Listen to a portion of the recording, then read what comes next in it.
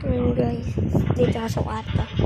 Ito, hindi lang yan, nilalagay lang niya para sa baba. Ito.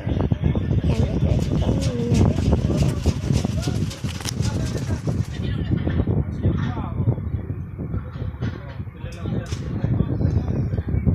Oo.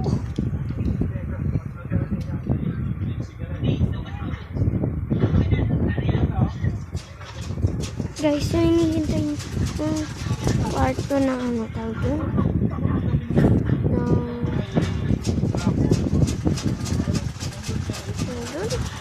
Ito yung gabi. Sa John pa po yun.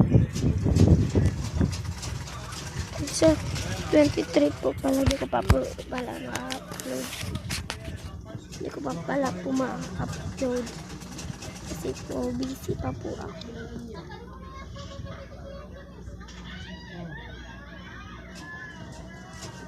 Mamaya na lang upload ko pa muna kasi kalimutan ko upload. Bye bye.